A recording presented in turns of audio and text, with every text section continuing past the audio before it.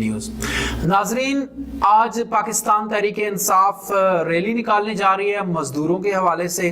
اس میں بہت سارے سوالات ہیں جو میرے بہت سارے چاہنے والوں نے مجھ سے پوچھے کہ بھائی آپ نے اپنے پروگرام میں یہ سوالات لازمی ڈسکس کرنے ہیں اس ریلی کے حوالے سے، لیکن اس سے پہلے ذرا مہنگائی پہ بات کر لیں۔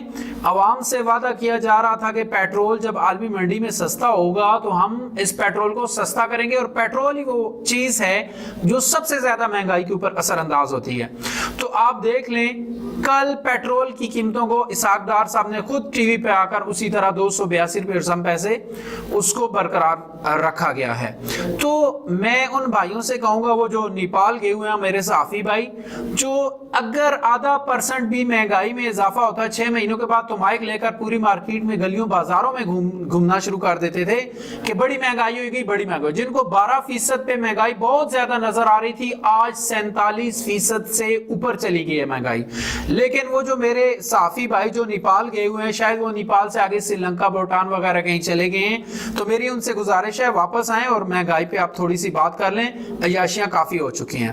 اس کے بعد ہم بات کریں گے ریلی کے حوالے سے۔ پاکستان تحریک انصاف کی حکومت 3 سال رہی، 3 سال کمر توڑ مہنگائی وہ آپ نے بھی دیکھی اور میں نے بھی دیکھی، اور مہنگائی تھی، ایسا نہیں ہے کہ اس وقت مہنگائی نہیں تھی اور اب ہے۔ اس وقت کم تھی، اب بہت زیادہ ہے، لیکن مہنگائی تھی اور غریب اس وقت بھی مشکلات کا شکار تھے۔ لیکن اس وقت تحریک انصاف نے تقریباً 3 سال حکومت کی، اور اس دوران 3 دفعہ یہ 1 مئی کا دن آیا، یوم مزدور آیا۔ 3 سالوں میں مزدوروں کے ساتھ کس جگہ پہ پاکستان تحریک انصاف نے یکجہتی کا اظہار کیا؟ کہیں بھی تو نہیں کیا۔ کسی بھی وقت مزدور کا خیال اس وقت کی حکومت یعنی تحریک انصاف کو نہیں آیا، لیکن آج تحریک انصاف لاہور، اسلام آباد، پشاور میں ریلیاں نکال رہی ہے یوم مزدور کے حوالے سے۔ تو اب ایسا کیوں ہونے جا رہا ہے؟ سوال یہ ہے، کیا اس وقت تحریک انصاف مشکل میں پھنس چکی ہے؟ تحریک انصاف سے کسی قسم کا میں کہہ سکتا ہوں بدلہ اگر لیا جا رہا ہے، یا اس کو ناجائز طور پر رگڑا جا رہا ہے، یا جو بھی ہے مشکلات کا شکار ہے اس وقت، تو اس وقت اپنے مزدور بھائیوں کا خیال کیسے آ گیا تحریک انصاف کو؟ یہ خیال کیوں کر آ گیا؟ یہ خیال اس وقت کیوں نہیں آیا جس وقت تحریک انصاف کی حکومت تھی؟ مزدور بہت ہی مشکلات کا شکار تھے، اور ایسے ایسے مزدور میں نے چوکوں چوراہوں میں بیٹھے ہوئے دیکھے ہیں کہ صبح وہ آئے ہیں اور مغرب کی آذان ہوگی اور وہ بیٹھے ہوئے ہیں کہ شاید ان کی دہاڑی لگ جائے اور وہ اپنے بچوں کے لیے کچھ لے کے جا سکیں۔ تو ان مزدوروں کا خیال جب آپ حکومت میں بیٹھے ہوئے تھے اس وقت آپ کو کیوں نہیں آیا؟ یہ بڑا ایک سوال ہے جو کہ بہت سارے میرے جاننے والوں نے کہا ہے کہ یہ سوال آپ نے اپنی ویڈیو میں ضرور پوچھنا ہے اس وقت کی حکومت یعنی تحریک انصاف ہے یا تحریک انصاف کے ورکر سے۔ اگر آپ میں سے کسی کے پاس اس سوال کا جواب ہے تو کمنٹ میں اس سوال کا جواب آپ نے ضرور دینا ہے۔ اس کے بعد ہم آ جاتے ہیں الیکشن کی طرف۔ کل جیسے کہ میں نے آپ کو کل کے ویلاگ میں بتایا کہ الیکشن کمیشن آف پاکستان نے بتا دیا ہے کہ اب اگر سیکیورٹی بھی دے دی جائے، پیسے بھی دے دیے جائیں، اس وقت الیکشن ناممکن ہے، کیونکہ ہمیں وقت چاہیے تھا اور وہ ہمیں وقت پہ چیزیں پرووائڈ نہیں کی گئیں، ہماری ڈیمانڈز کو وقت پہ پورا نہیں کیا گیا، اس لیے اب 14 مئی کو الیکشنز نہیں ہو سکتے۔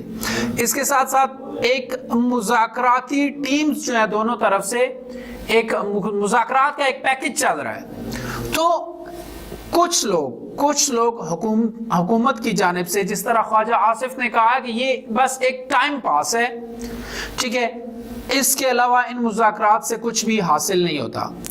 اب خواجہ آصف چونکہ ایک سینئر رہنما ہے، سینئر ورکر ہیں، تو اس کا مطلب ہے ان کے ذہن میں کوئی نہ کوئی ایسی بات ہوگی۔ یقینی طور پہ خواجہ آصف کو پتا ہوگا کہ حکومت اس معاملے میں اب اس طرح سیریز نہیں رہی جس طرح پہلے والی سیریز ہے۔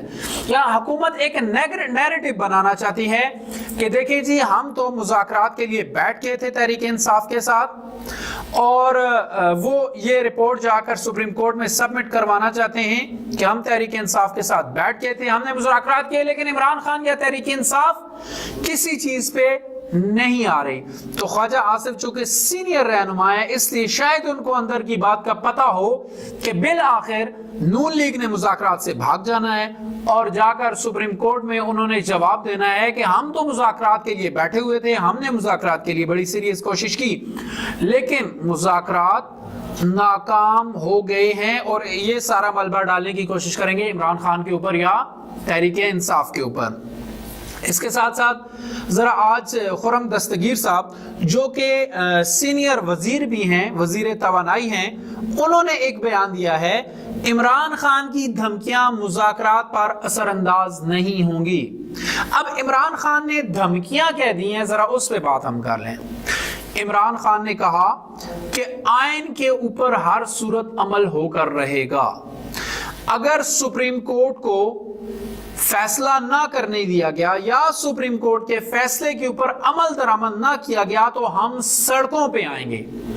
تو میرے خیال میں خرم دستگیر صاحب یہ دھمکی نہیں ہے, یہ جمہوریت ہے اور ان کا جمہوری حق ہے, وہ سڑکوں پہ آ سکتے ہیں. جو کچھ آپ کی حکومت کر رہی ہے یا آپ کے انڈر اس وقت جو نگران وزیر اعلیٰ کی حکومت ہے, نگران وزیر اعلیٰ پرویز الہی کے گھر پہ چھاپا مارا گیا, توڑ پھوڑ کی گئی اور بختر بند گاڑی سے ان کا گیٹ توڑا گیا, یہ آپ سب نے دیکھا بھی ہے. وہاں سے سعودی عرب عمرے پہ اس وقت موجود ہیں نگران وزیر اعلیٰ, وہاں سے بیٹھ کے بیان دے رہے ہیں کہ اس ساری چیزوں میں شامل نہیں ہوں, اور وہاں سے بیٹھ کر یہ بات کر رہے ہیں کہ ہم کوئی غیر آئینی کام نہیں کرنے دیں گے.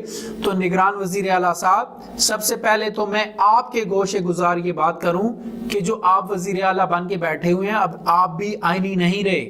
آپ کی جو کمٹمنٹ ہے وہ 90 دن کی ہے, اور آپ کو 90 دن سے زیادہ ہو گئے ہیں یہاں پہ بیٹھے ہوئے, تو آپ کی حکومت بھی آئینی نہیں رہی. بہرحال اس کو سپریم کورٹ میں چیلنج کیا ہوا ہے تحریک انصاف نے.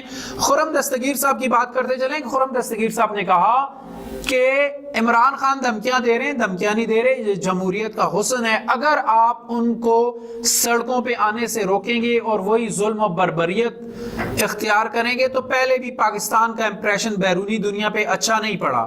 تو کیا آپ مزید کسی قسم کا کوئی فتنہ چاہتے ہیں؟ میرے خیال میں ایسا نہیں ہونا چاہیے. اگر عمران خان صاحب کسی قسم کا احتجاج کرتے ہیں اور جمہوری روایات کو بچانے کے لیے کرتے ہیں, آئین کو بچانے کے لیے کرتے ہیں, اور بغیر کسی قسم کا ملک کو نقصان بچائے ہوئے کرتے ہیں, تو میرے خیال میں کسی کا رائٹ نہیں ہے کہ ان کے حق کو روکے. اب تک کے لیے اتنا ہی. اپنا خیال رکھیے گا, اپنے اس چینل کا بھی. اللہ حافظ.